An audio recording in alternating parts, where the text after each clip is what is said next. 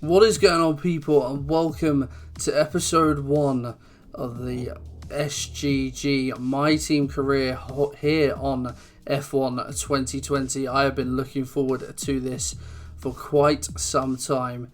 Well, we are going to start the career of the slightly good racing team without any further ado. Let's get straight in. Start a new career. Well, we have to pick our character. I've already had a little mess around with this, so we've already got some stuff sorted. But there we are in the SGG colours. Carl here. Let's get this team up and running. The first thing we need to do is register a team name and bring in some important partners. Okay, so in this first slice, if you haven't already seen this, well, if you have, you already know how this goes. But if you are new to this, then we have to pick our team name and our most important components of the start. So we are going to put in the name of the team, which is going to be slightly good, if I can spell, racing. There we are. Let's choose our so here we are, slightly good racing. Now we have to pick our main sponsor. Bonus up front. Some offer more weekly income. The better we perform, the more our level will go up as the team gains more acclaim. Doing this will increase the income from our sponsors. Okay, so each sponsor then, as you can see, are listed up top. We then have a goal that the team wants to complete by the end of the season. If we hit that goal, we then get a bonus at the end of the season. Every week they will pay us a sum of money as well, but the one at the bottom is the most important right now. It is the initial signing bonus. Now, if we have a look at the sponsors, of course, the further you go along, the more they will pay you, but then the harder the goal is. So we look, Pacifico are the biggest sponsors that we can get, but earning 25 constructors points may be a little tricky. Of course, we are a brand new team to F1, so we are probably going to have the worst car, or one of the worst cars on the grid. So I want to pick a sponsor and a goal that seems reasonable. As a team, achieve 5 points finishes. Again, with 22 cars on the grid, that might be a little challenge. Whereas Shark, earn 5 constructors championship points, I think is a lot more realistic. 25, if we progress over the season, the 25 may be achievable, but I certainly think if we improve our car a little bit over the season, and who knows, we could. I think 5 is a sort of quite a low expectation. So I'm going to go with Shark, the third biggest sponsor, 4.9 million. So let's sign one of those now. Okay, so the next thing we have to do is pick. Obviously, the better the performance and durability, the better. But be careful about spending all our cash. We're going to have people and facilities to invest in as well. Power unit suppliers will also provide upgrades throughout the season at no extra cost. Okay, before Carl interrupted me, we now have to pick our power unit supplier. So this is the company that make the engine that go in the back of the car. And obviously, as you can see, each one has a rating on screen. What I normally tend to do at this point is pick Ferrari. Now, they are the biggest cost, of course, but we're going to go with Ferrari initially, and then we will see what which drivers that we can sign up, because that is the third and final part of this initial bit. We'll see what drivers we can pick up, and then adjust the power unit accordingly. Ferrari is very high unless you pick like one of the top sponsor bonuses. Then it's unlikely we use Ferrari, but we'll go with Ferrari for now. We're not much of a team without a second driver. Let's sign a teammate. As you can see, we've got 800 grand left in the budget, so we'll have a look what drivers are available. Look at their stats and pick someone you think can get us good results, as long as we can afford them. Oh, and we renew contracts every few races, so you'll have plenty of chances to sign someone else should the need arise. Okay, so the cheapest driver that we can pick is Mahavir Raghunathan. I hope I've got that right, with a rating of 45. Now, as you can see, each rating, of course, is then split up. Experience, racecraft, I believe, awareness, and pace. And obviously, as you can see, we jump 250k cost and the ratings go up quite a bit. So a lot of these, as I'm aware, are F2 drivers. So we've got Nikita Mazepin there, Sean Gelael, the Monegasque, Juan Manuel Correa, Callum Ilott, I'm going to have to learn how to say that, Jordan King, Jack Aitken. Okay, so we've got different options here. 1.5 million, 1 million and 750k. So the highest rating guy we can pick up is Jack Aitken. If you move a bit further down, of course, 1 million, slightly cheaper, but then you are getting a worse driver for it. So I think, to be honest, I'm more leaning towards getting a better second driver and then picking a slightly worse supplier for the engine. In terms of who I'm going to pick,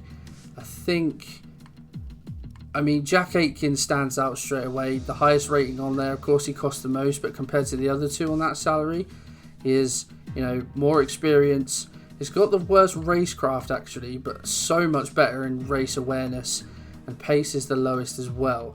But you can train your second driver throughout the season. Of course, it would be nice to get, the top three are all British.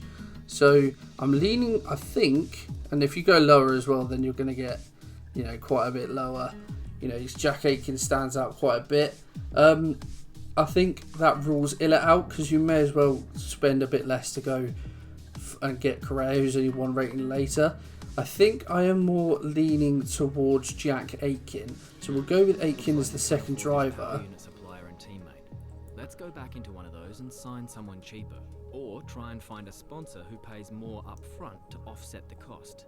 But obviously, as we said, picking Ferrari as a power unit, we now obviously can't proceed because we are 700 grand under budget.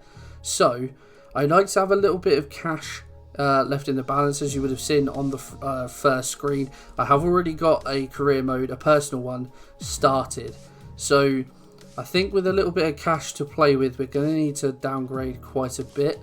If we picked Mercedes, we would have nothing in the balance. We can proceed from here, but I think it's a toss-up. But I think you can do more to the car, and I think having a better second driver straight off the bat is probably going to be to our advantage. So what I'm actually going to do is I'm going to pick Renault as our power supplier. Go ahead and confirm if you're happy. Renault, of course, a decent performance, durability a bit less, which is why they are cheaper than the likes of Mercedes. But I think it gives us 700 grand in the balance to play with straight away. So that is what I'm going to do. Slightly Good Racing as the team, Shark as the sponsor, Renault as the engine supplier, Jack Aitken as our main man. So let's go ahead and confirm these settings. Let's select or edit the livery we'll be running this season. We can add more sponsors to the car as we sign them throughout the year. And don't worry, we can edit our look at any time from HQ. So I've had a little bit of a play with this already. As you would have seen, the livery has already been chosen. It's my multiplayer car, as my the car I have in my team, my personal one. But this is what we are going to go with for the Slightly Good Racing team. Select an existing badge, edit it, or create one from scratch. So here we go then, the team badge again. I've already played around with this, so we have one already made. We need to pick team colours for the rest of our branding. You'll see these colours throughout HQ. And team colours, luckily enough, rather than messing around with this, you can just copy the livery of the car, which is nice and helpful. Everything we need. You can go back and edit anything we've done so far, and we'll come back here at the start of each season. But if you're ready to go, hit advance to head to Team HQ, and we can start our push to the top of Formula 1. So we have our car, we have our supplier, we have our second driver, we have our badge. This is the start of Slightly Good Racing. If you are excited, guys, pop a like on the video, subscribe so you don't miss any more F1 content, as well as what the rest of the guys are putting out on the SGG channel. But let's go ahead and start this My Team career. So we are going to do 22 races. We are going to do the full season length. Now in terms of weekend structure, I'm going to go for full qualifying, no formation lap, I don't do that, 50% race distance, and we are going to start. Now I'm not the best driver on this game by any stretch of the imagination. So what we're going to do, I had a little fiddle around with this. We're going to start on 83. That seems to be about my level of what I've been testing. We can improve this if we start off really well. But 83 is what we are going to start with. In terms of gameplay, flashbacks will be on, but will be used as minimal as possible. Part failure rules are on. You're going to have full damage. Safety car is going to be on. Regular corner cutting. Manual race starts. Surface and carcass temperatures as well. And then I do play with some assists as well. So, we're going to be completely honest with this one. This is how I play. So braking assist off. ABS on. Traction control on. Corners only for the racing line, but in 2D. Automatic gearbox, I can't quite master the gears yet. Pit assists on. ERS, I'm going to turn off actually. DRS off and fuel off as well. So those are the settings, those are the assists. Now let's get straight into this My Team. And now we begin our career with a quick interview in the factory with Will Buxton. Okay, we're live in 5, 4, 3. Hello folks, and welcome to the HQ of Formula One's newest team. We've been invited backstage to gain an exclusive insight into what could be one of the most exciting entries in the sport for many years. Now, we've seen a number of new teams enter the sport over the last decade, amongst their number Manor, Caterham, HRT and of course Haas. And while some have proved to be successful, others have morphed into different teams and some have disappeared completely. What marks this team out, though, as being something different is that its owner is also its driver. Now, there's a rich history of that in Formula One too. Sir Jack Brabham, John Surtees, Graham Hill and Bruce McLaren all drove their own cars in the sport, but it has become increasingly rare in recent years. What's very special about this team, though, is that while the team itself is new to Formula One, so too is its driver and owner. Whatever happens this season, you've already made the history books. Tell me, do you feel up to the mammoth task of both managing and driving for a Formula One team? Now, some of these answers you can give do affect your career straight away. They can give boosts to some of your departments, which will then give you early upgrades for that department. But I tend to play it quite neutral, quite safe. So I am going to go with... I won't lie, it's been a lot of work and there's even more to come, but I wouldn't have taken on the task if I didn't believe in myself and my team. Every team needs two drivers, but what was it that drew you to your teammates? Now, obviously, we picked Jack Aitken, the best driver available to us. So we're going to go with the top answer. We've seen what they can do on paper, and they certainly have a lot of potential. No one aims to finish bottom of the table. Who's the team you're aiming to beat? Now, every answer here features an option. It would be nice to think that we're battling with some of the better cars, the likes of Alpha Tauri there, and certainly maybe Haas and Alpha. But Williams always, probably on paper the worst team in real life. Certainly I would believe that would be the case on the game as well. So I'm going to set the bar low for this one, and I'm going to say that we're going to be competitive with Williams.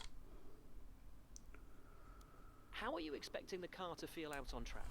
Okay, so these are the answers now that, sort of can have an impact on the departments.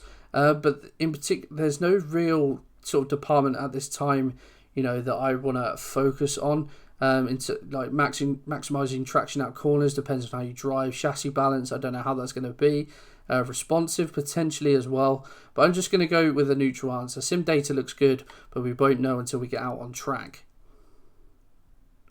The other teams now have years of experience, both on and off the track. How are you planning to catch up to them? Again, a very similar sort of question, talking about fuel loads as results, so talking about the power unit, ERS, of course, talking about drag as well, aerodynamics, and also the ones on the right talking about drag. But I'm just going to go neutral again. It's going to be tough. We'll have a better picture after the first race. Overtaking is a key part of this sport. How have you ensured that your car can take advantage of each opportunity that comes your way? Again, another sort of department focused one. In terms of streamline, again, top speeds, we're not going to have great top speeds because we have got Renault who aren't the best.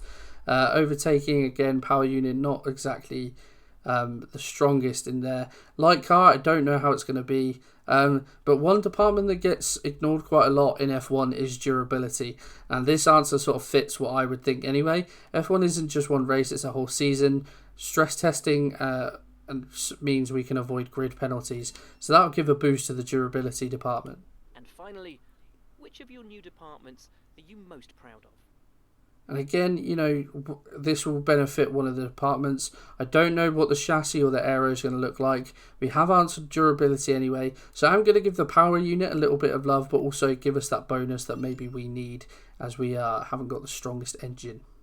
Well, that's about all we've got time for here. We will see how this fledgling team fares in its first Grand Prix. Okay, great, thank you. That's a wrap. So now with the interview done, then we can head back to Team HQ and we'll go through all the menus and just have a look in depth at this, first impressions of my team. Okay, so if you're unfamiliar and you just normally play career mode on this game, then this will look very foreign to you, as we have, a massive piece of cloth. I wonder what could be under there. The big team badge in the background, but the menus is most important. This runs on a calendar, which I think is a really nice addition. It gives you a weekly breakdown of what is happening. Activities as well. You can fill the blank days with activities, and this will give boosts to different departments, etc. As you can see, we've got 2 weeks free, I do believe, until the next Grand Prix. We've got the car reveal in there as well, so we're going to fill that in a second. Of course, you have the emails there. Facilities, each sort of department is broken down into facilities. On the game, you have aero, chassis, power and durability departments, but 2 new ones you can focus on as well: personnel and marketing.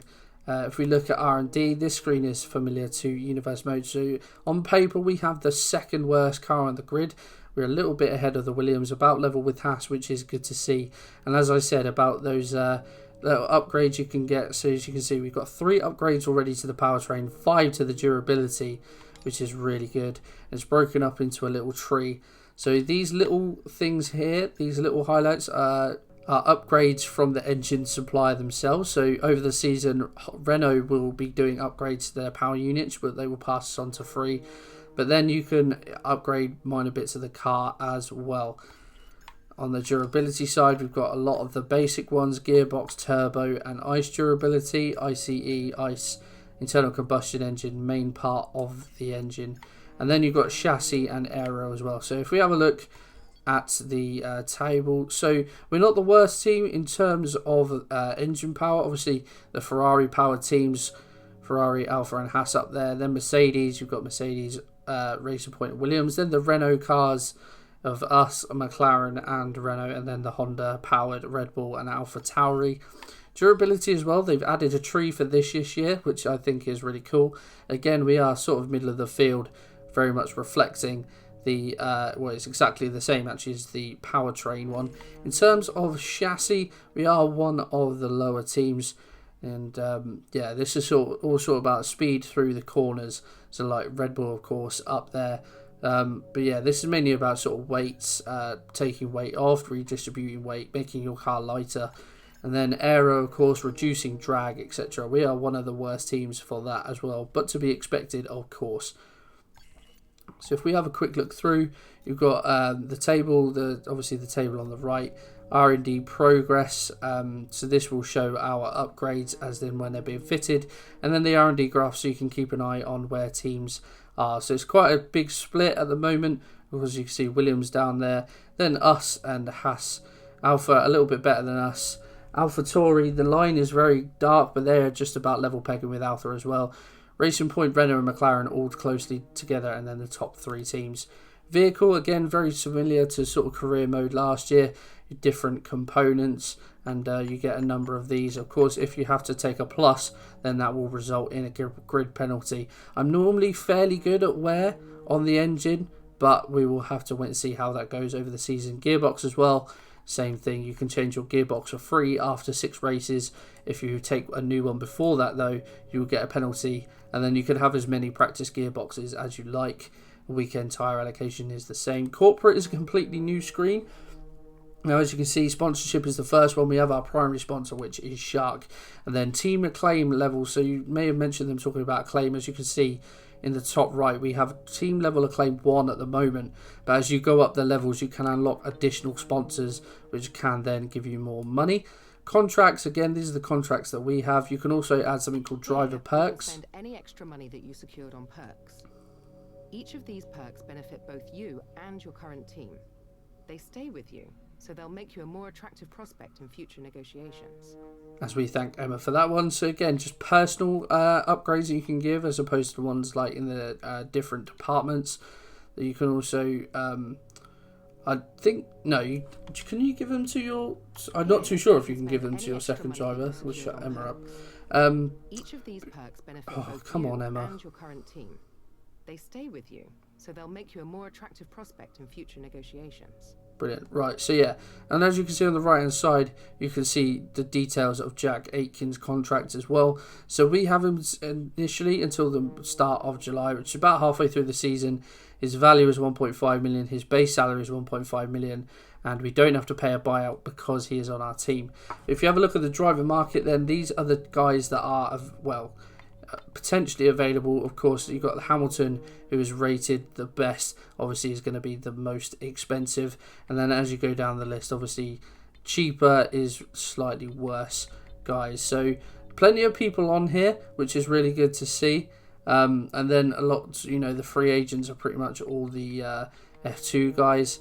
So yeah, that is the driver market. The finances, of course, you can check how that is going. So the outgoings won't be 4.2 million a week, and the income won't be 4.9 million a week. But so yeah, just as you can keep a track on your outgoings and incomings, financial history, and the customizations. You can change the livery at any point, or your character, for example. So as we unlock sponsors, etc., we can add those to the car, and then the standing screen is all familiar again to the season mode. Whereas now we are actually going to get stuck in to the career mode. So we're going to assign some activities here before the car reveal. Now I think having a look through all of these, we're going to go for the driver training camp. So initially a second driver, we're going to boost his stats, so that gives him a little bit of a bump, and we're going to get some extra resource points from that as well. As you can see at the top, just point that out quickly, we have 700k in the balance, 1000 resource points. Resource points allow you to buy upgrades for your car, and then the team acclaim level as well. So we're going to go for a driver training camp. I'm actually going to, hang on, 1, 2, 3, 4, 5. So we'll add that here. And then we have a few days afterwards as well. We have another 5 days. So I think what we're going to do as well, let's have a look. Let's do a merch thing as well. That will give us a nice boost in cash. So once the car is revealed, we will then have merch going on sale, and that will give us a nice 500 grand boost in cash. In terms of facilities as well, all the bits you can buy for these facilities, although the screens look absolutely lovely, they do cost a lot of money. So it will be probably the next episode, if not the one after, where we start to mess around with some of these. And you can shut these down as well. So as you can see at the moment, at the bottom of each thing, we are earning 20 resource points from the aero department, but it's costing us 5 grand a week to run. So every time you add more to the facility, it will cost you more to run, but then you will get more resource points as well. So as you can see at the bottom, weekly resource points 120 bonus, and then weekly running cost 30 grand.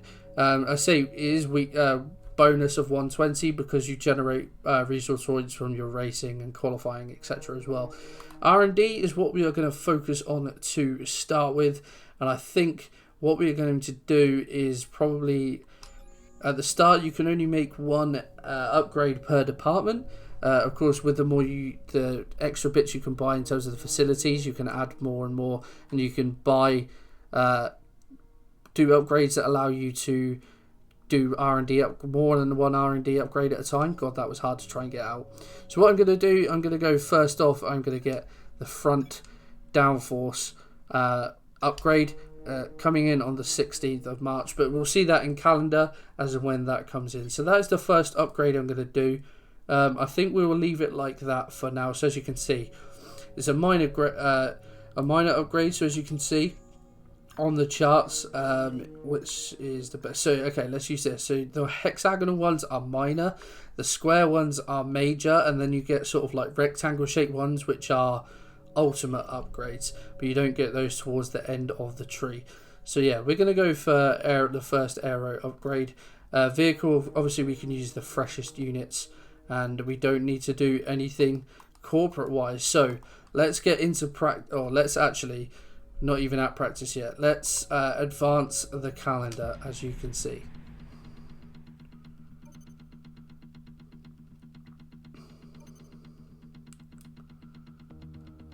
So as you can see then, we got a nice little boost as sponsors paying out weekly.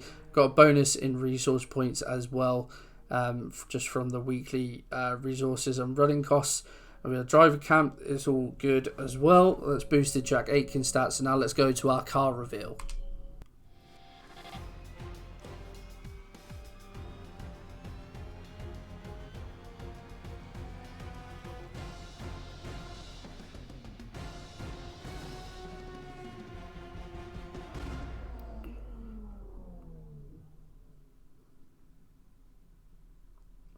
So if you follow us on Twitter, you would have seen that already. Of course, you guys have already seen the car. But nice addition that they've added this year. And yeah, really liking the colour, the colour scheme, obviously, of the SGG brand. But also, yeah, just the little extra bit. I like the livery. We may change that as we go on in future seasons, or maybe even later in this season, who knows. But that is the livery we have gone with for now. Number 14, that is my driver number. That is because number 14 is my favourite number. So yeah, I don't think there's anything we need to do. So let's just press on. Get the merch sale underway. We get in more money. Now over $1 million in the bank. And well, just over 1.5 mil in the bank now. Each facility upgrade is around 2 million. So we won't have anything to do yet. So it'll probably be next episode then. So without further ado, let's head to race recap. Sort your words out, man. Come on. Let's head to race weekend number 1, the opening race of the F1 2020 season.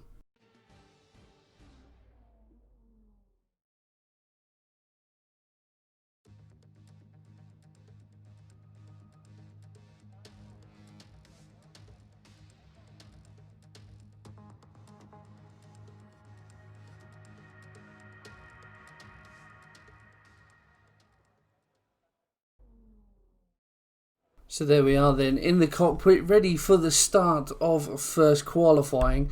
And it's that grey. I actually thought it may have been raining, but the weather for the weekend is supposed to be clear all weekend, all of qualifying and all of race day as well. So we move in to our first qualifying lap then.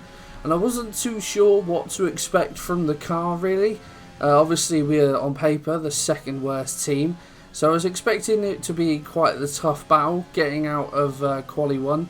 Again, at the start of the game as well, start of the new game, I wasn't too sure in terms of difficulty where we might be standing as well. So, yeah, the first race of any new season for me is always a revealing one in more than a number of ways. But as we come around the final corner then, it's been a decent lap really. I play on a controller, so it's never going to be the smoothest looking lap. But we cross the line and initially go P6. So a pretty good benchmark there. Slap on a new pair of tyres just in case. But with just over 10 minutes to go of the session, fast forward the rest of Quali 1. Currently sitting in P13, down to P15 now. Obviously the cutoff is P17 in full qualifying. But we advance through. We let the time run out. We did not move, so we've made it out of qualifying 1 in our first ever Grand Prix.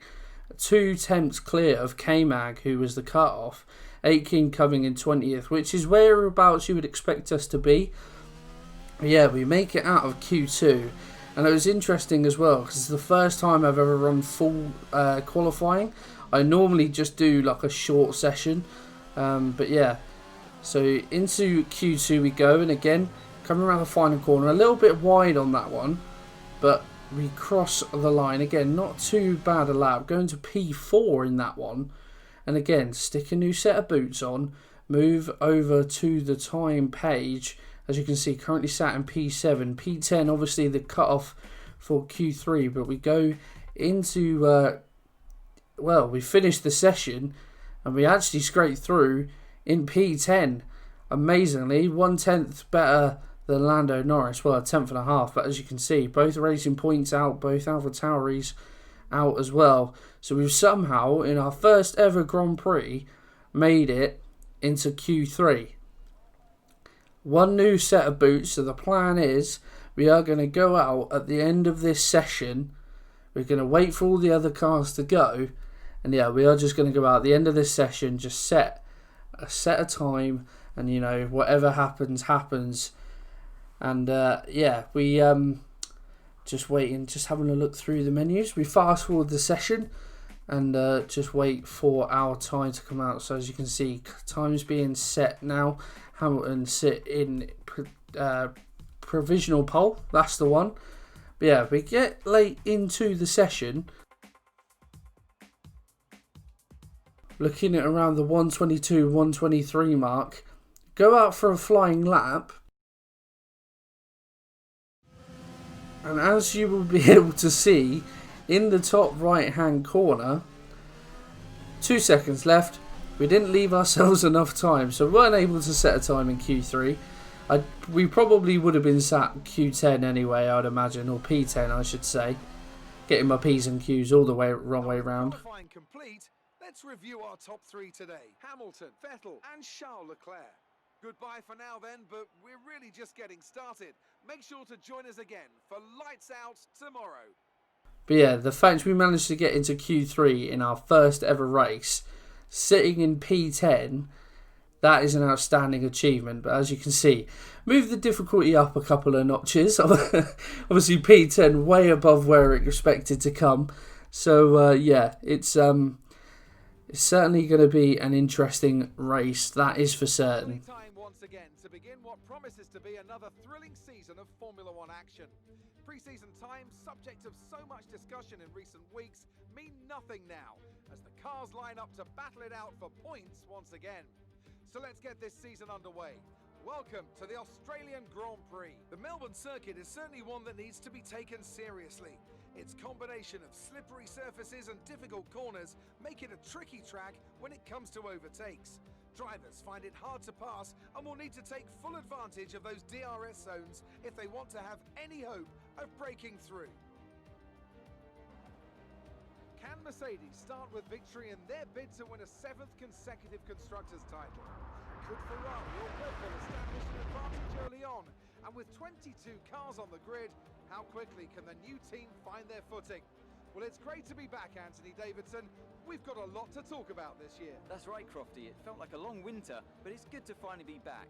I have to think the usual suspects will battle it out at the front, but there are always going to be some teething problems early on in the season, so whoever can keep on top of their issues will have the advantage today. As I mentioned earlier, we're up to 11 teams this season, with a new entry run by, well, of all things, an owner-driver. That's something we haven't seen in this sport since Hector Aback over 4 decades ago. So how are they looking so far? It's hard to imagine how a small operation like that could survive in the ruthless world of Formula One, and yet here they are, first ever race looking surprisingly strong. But there are no points for qualifying. Let's see how they fare in the Grand Prix proper. Before we begin, let's take a quick look at the grid lineup for today's race. Lewis Hamilton lines up on pole position, with Sebastian Vettel starting alongside. Considering the rest of the grid, we have Leclerc, Verstappen, Valtteri Bottas, and Albon, Ricciardo, Sainz, Ocon, and James, Norris, Perez, Lance Stroll, and Kvyat, Gasly, Raikkonen, Kevin Magnussen, and Antonio Giovinazzi, Grosjean, Aitken, Russell, and Nicholas Latifi. Which of these talented drivers will come out on top today?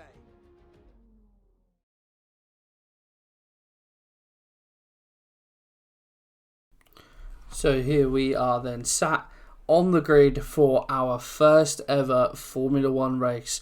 Having a look at the setup, debating between a 1-stop and a 2-stop. Obviously going on to the hard tyres is never ideal, but it certainly does look a bit quicker than the 2-stop. And of course, remember, we're not supposed to be sat in P10, so this is a strategy that will sort of work for teams lower down the field, but it's a strategy that, you know, other lower teams may opt for, the higher teams may opt for the 2-stop. You don't know. So this could put us in a good position.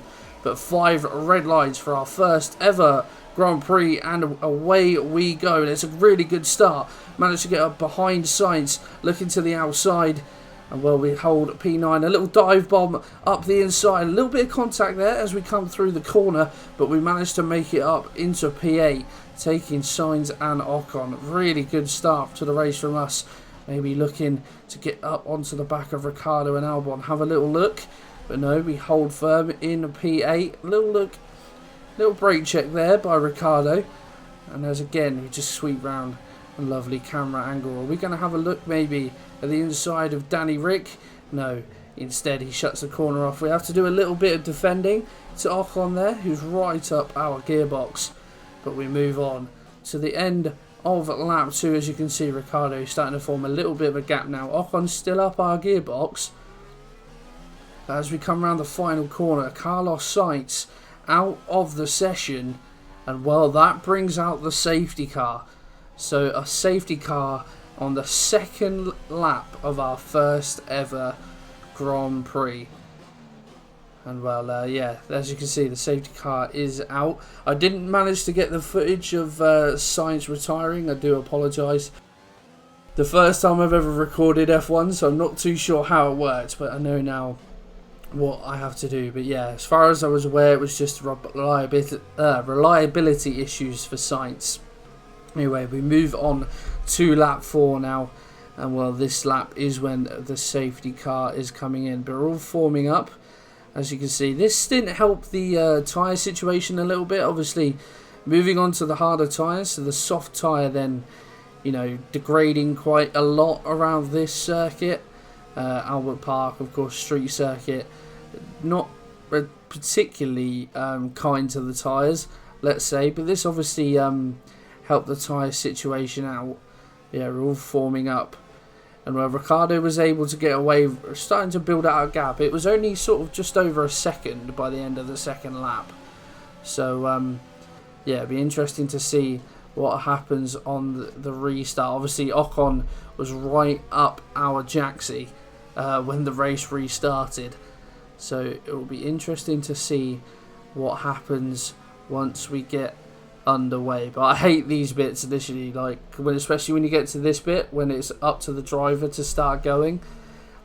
Brake checks so much, and we can see a little bit of oversteer there, and it really sort of doesn't help us at all. Ricciardo's able to get away a little bit, and that means that Ocon is right up behind us. We deploy rich mix and overtake mode on the ARS, and well, a good first corner, and we managed to close up again to Ricciardo. I think he is going to have the pace just to stay away from us. But we managed to defend from Ocon really well. As we go for a big boy lunge up the side of Ricciardo, we come out the other side again, oversteer as we join the track. And well, Ricciardo gets the position back. I think when I did that dive bomb, I was quite surprised. That wasn't supposed to be a move. That was more sort of, oh, I've broke way too late. If I continue to go straight, I'm going to go straight into the back of Ricciardo. So we sort of dived to the inside to avoid contact. Luckily, I think Ricciardo managed to avoid contact as well. And yeah, I think even if we'd have kept that place, I probably would have given it back. But anyway, we move on to lap 8 now. As you can see, Ricciardo starting to form a gap in just a few laps, 3.5 seconds. And we're actually going to come in and pit on lap 8. Take the entrance to the pit lane a little bit wide, and Ocon behind us. He was a persistent threat throughout this Grand Prix, and well, he's followed us into the pit lane. It was a good lap initially from us, a couple of green sectors. But yeah, we come in for our stop onto hard tyres. 2.2 seconds, a really good stop from the boys. As you can see, fuel mix. I tend to start each race with about half a lap's extra fuel. But behind the safety car, we were able to build up that little bit more. But we rejoined the race in clear air, and we're in P20. We managed to actually gain a little bit of time in the stop. As you can see, Ocon 1.4 seconds behind us. But as we move on to the next lap, a few cars starting to make their stops as well. So Giovinazzi and Russell, interestingly, on the soft tyre. I'm guessing that was the tyre they started on. But But yeah, we into lap 10 now. Get a couple of positions with Ocon really doing well, really closing the gap to us here. We come into the corner. I thought Ocon might have a little look at us there. Instead, he just plays the patient game. And we're doing really well to defend him, deploying rich mix and overtake in the areas where it matters most. And we manage to maintain the gap. A green first sector on the hard tyres. And the hard tyres, they're interesting on this game. They take so much longer to warm up than just obviously the soft and medium tyre. And it's a little bit of a pain, especially when you've got the likes of a Renault breathing down your neck. It's not the best. But we looking solid at the start of this lap. And we take that corner very wide. As now we come in to the DRS on the back straight. And I think Ocon may have a little look as it is here. He's going up on the outside. We have the inside for the corner. Go wheel to wheel. And we just managed to squeeze him out due to having the inside line. So we're defending hard once again as Aitken makes his stop. But yeah, so far so good from us. Doing a job. And we're normally like in this sort of position. Like, we wouldn't be racing the Renaults, you know, our race is going to be against the Williams, the Hasses of the world, as we just managed to overtake Pierre Gasly in the pit lane. And actually that was really crucial because we just managed to get past Gasly, but Gasly actually held up Ocon, and as you can see, we really managed to build that gap. 2.2 seconds now the gap to Ocon.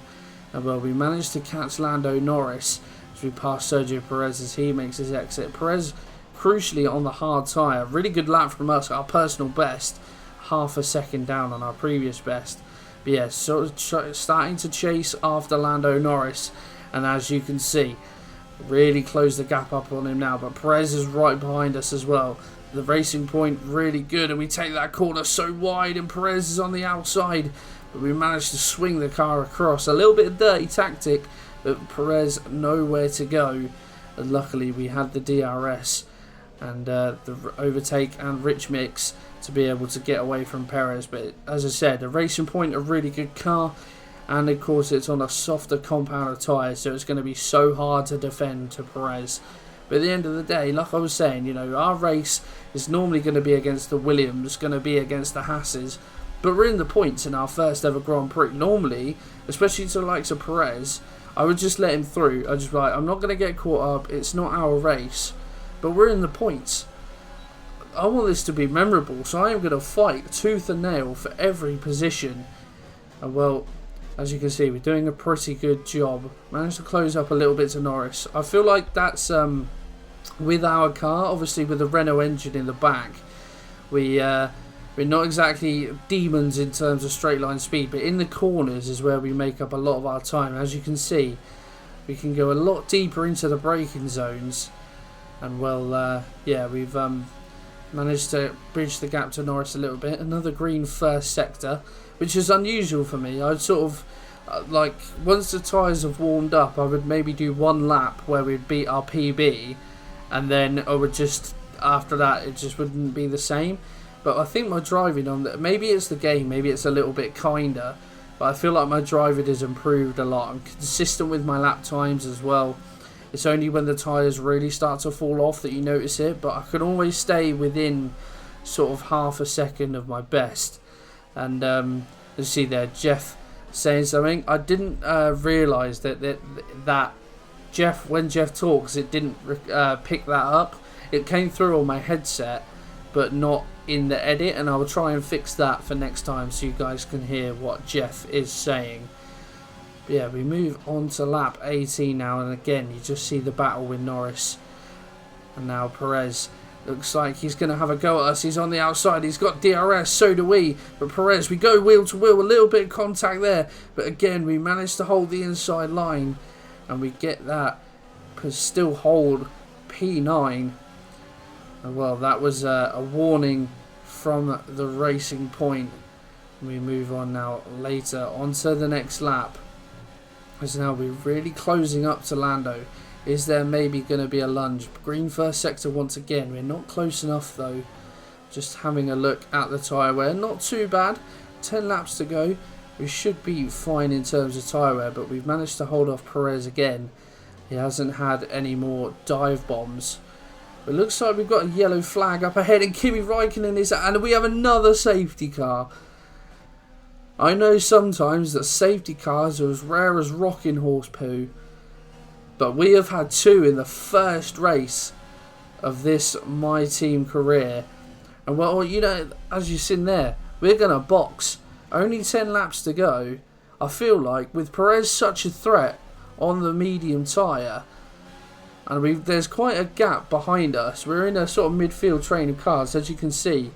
Behind the AlphaTauris, there's quite the gap. So we are going to pull it in, and we are going to go on to the medium tyre, which is very unlike me. Normally, I would just stick to like the strategy that it gives you in game and just not straight. I don't really think for myself that often in the F1 games, but I thought, Joe, what? Let's just try and fight this. You know, we're dropping back now. Of course, as you can see, the gap to Magnussen quite big. So we're only in P14. We were in P9, but we are going to be on a softer compound of tyres than quite a few of the cars in front of us. So onto the medium tyre. Tyre wear shouldn't be an issue. Obviously, with the safety cars going to be out a couple of laps as we move on to lap 21, and we managed to catch up to the safety car. So only less than 10 laps to go now. Safety car coming in this lap. Everyone bunched up together. Magnussen shouldn't be a threat on his harder compound tyres. Aitken, you can see there in P16, just swerving, trying to warm the tyres up. But we've got, what, 4 cars between us to get into the points. Well, AlphaTauri are a decent little team on this year's game. I've noticed that they quite often outperform themselves, outperform what it says on paper. So yeah, going to be an interesting finale to this race. But the green flag is out. We can resume racing once again. Kvyat dipping a tyre onto the dirt there, but it doesn't seem to have hampered him too much. We bomb it down this start-finish straight. A really good first corner. Can we close the gap to Kvyat? Australia is my favourite racetrack on this game. So, yeah, I would certainly say that my driving is probably best on this track. And there we see a lovely sweeping camera shot, really closing the gap to Kvyat, actually. And we are right up his gearbox, and now maybe looking at the inside, sparking away as we come down the inside, and we managed to get the overtake done on Kvyat. And that is what having fresh tyres is all about. We made that look an absolute piece of cake. And now we are going to hunt down Kvyat's teammate, Pierre Gasly. Yeah, we're already starting to build the gap, as you can see, to Kvyat, dropping back ever so slightly. Now we are going to go hunting for his AlphaTauri teammate. Nice little corner there. Stick it in Rich and into overtake. Can we get both AlphaTauris on the same lap? Too far back to make a move there. But as you can see again, really catching in the braking zone. Right up the gearbox, almost making contact. Can we go for a little lunge down the inside? We have a look, but the space isn't there. But we get a good exit out of that corner. And again, a really good exit going into the final corner, right behind Gasly. And we sweep out wide, right to the other side of the start-finish straight. Jesus, that was so hard. And we managed to get the move done on Pierre Gasly. 2 AlphaTauris taken down in half a lap. And well, Stroll is next on the agenda, but that's not going to be easy. Stroll on the medium compound of tyres as well. And of course, this year, the Racing Point dubbed the Pink Mercedes. Certainly not going to be an easy task taking over Lance Stroll. But again, have a little look down the outside, not to be on this occasion. And now we are on lap 23. Just a few laps to go, but as you can see, looks like, I think it's Lando. Yeah, Sainz is out, isn't he? So it's Lando sort of forming a little bit of a train here and not really able to build a gap. But as you can see, we have a little lunge down the inside of Stroll. Was not expecting that. A little bit of contact made as well. Wasn't exactly the cleanest, but we don't manage to get the job done. Again, one of those situations where I think if we'd have done it, we probably would have let Stroll have the back. But we are all over his gearbox, a lunge down the inside, and we managed to get the overtake done into the second sector. Really good move on the racing point. As you can see, I thought it was Lando, but actually it's the Red Bulls that are really causing the issues. And as you can see, we are really catching the Red Bulls at a rate of knots. The Verstappen and Albon really having problems, and it's like 2 by 2 by 2. It's a bit of a Noah's Ark going in. We have a bit of a lunge down the inside of I think, no, it must be Ocon, or is it Ricardo? No, I think it's Ocon that we have. Oh, there's a bit of contact and we go a little bit sideways. I think that's a bit of Ocon's end plate that's gone missing. We managed to get the overtake done, but yeah, I think we just been a bit wheel to wheel on that one. And yeah, a bit of contact forced us a little bit sideways. Luckily, we were able to hold on. But yeah, we get the position from Ocon. And as you can see, the Red Bull's really having an issue. Really snap of oversteer there again. Having to hold on to the car. And now Perez, as you can see, going for a move on the outside of Verstappen. Goes the long way round and he manages to get it done. And now we close up to the back of Max as well. But poor exit out of that corner. We do have DRS though, but so will Max. Ocon having a look at us here. Despite losing a bit of his end plate, he is still going for it. But who would have thought that in our first race, we would be battling Max Verstappen for a legitimate place in this race? I'm a poet and I don't even know it, but as we move now on to the start-finish straight, just a few laps to go now. 4 laps to go as we cross the finish line, and we are into rich mix, into overtake. We've taken Verstappen on the outside, have to leave him a room, but we get the job done on the outside. A sweeping move, and well, Max's day goes from bad to worse. I'm not too sure what the problem is for the Red Bulls. It seems to be in both cars, but whether they just can't handle the tyres or there's reliability issues, I'm not too sure. Albon certainly haven't suffered as much as Max. His race has really gone down. As you can see, he's plummeted down to 11th place. We haven't quite been able to match Perez, but we've really managed the gap well to Stroll. Built that out to 2.5 seconds. And as you can see, on the final lap, a really close race, a really good race. Charles Leclerc crumbs across the line to win the first race of this season. But we are going to come home in P9 in our first ever Grand Prix in My Team career mode.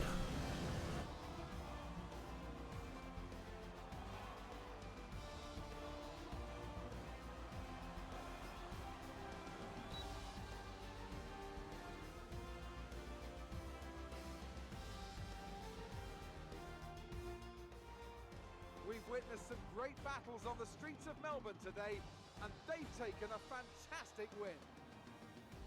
Tell me, Ant, how do you think they were able to deliver such an incredible result today? Well, the safety car completely changed the race, didn't it? It's hard to say exactly what would have happened without it, but there's no question that they came out of that situation in a good position.